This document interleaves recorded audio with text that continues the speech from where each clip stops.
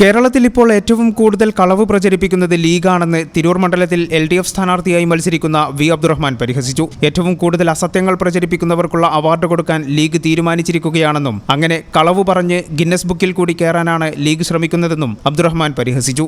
ഈ അവസാന ഘട്ടത്തിൽ UDF ലീഗും എന്താണ് അതിന്റെ ഒരു കാരണം?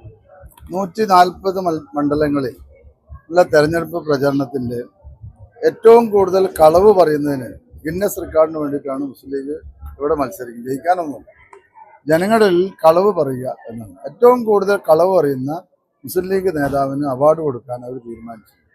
അത് ഗിന്നസ് ബുക്കിൽ കൂടി വരുത്താനുള്ള ശ്രമമാണ് ഇപ്പോൾ മുസ്ലിം ലീഗ് നടത്തുന്നത്. ഇത്രയധികം കളവുകൾ പറയുന്ന ആൾക്ക് സമ്മാനം ചിലപ്പോൾ അവർ പ്രഖ്യാപിച്ചിട്ടുണ്ട്. അപ്പോൾ ഇതിലിടയ്ക്ക് വേറെ പണമൊക്കെ തന്നെ അവർ പ്രഖ്യാപിച്ചിരുന്നു. അതേപോലെ തന്നെ പറ്റുകയാണെങ്കിൽ നമ്മളും ഒരു അവാർഡ് കൊടുക്കുകയുള്ളൂ.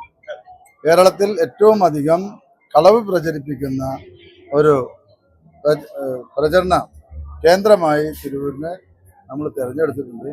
അവർക്ക് ഗിന്നസ് കിട്ടാനുള്ള ശ്രമം നടത്താം. അതോടൊപ്പം തന്നെ ഒരു അവാർഡ് ഇവിടുത്തെ പൊതുജനങ്ങൾ ചേർന്ന് അവർ കേരളത്തിലെ 140 മണ്ഡലങ്ങളിലും വെച്ച് ഏറ്റവും കൂടുതൽ കളവ് പ്രചരിപ്പിക്കുന്നത് ലീഗാണെന്ന് അബ്ദുറഹ്മാൻ ആരോപിച്ചു. സംസ്ഥാനത്ത് തന്നെ ഏറ്റവും കൂടുതൽ വ്യാജ പ്രചാരണങ്ങൾ നടക്കുന്നത് തിരൂർ മണ്ഡലത്തിലാണെന്നും അബ്ദുറഹ്മാൻ കുറ്റപ്പെടുത്തി. സംഘർഷ സാധ്യത കണക്കിലെടുത്ത് തിരൂരിൽ കൊട്ടിക്കലാശം ഒഴിവാക്കിയെങ്കിലും നേതാക്കളും സ്ഥാനാർത്ഥികളും തമ്മിലുള്ള വാക്പോര് ചൂടുപിടിച്ച് തുടരുകയാണ്. വിമർശനങ്ങൾക്കും വ്യക്തിപരമായ ആക്ഷേപങ്ങൾക്കുമപ്പുറം വികസനവും രാഷ്ട്രീയവും ചർച്ചയാകേണ്ട തെരഞ്ഞെടുപ്പിൽ സ്ഥാനാർത്ഥിയുടെ ഈ ഗിന്നസ് അവാർഡ് പരാമർശം മണ്ഡലത്തിൽ പുതിയ ചർച്ചകൾക്ക് വഴി തുറന്നിരിക്കുകയാണ്. ഈ ചാനൽ ന്യൂസ് തിരൂർ.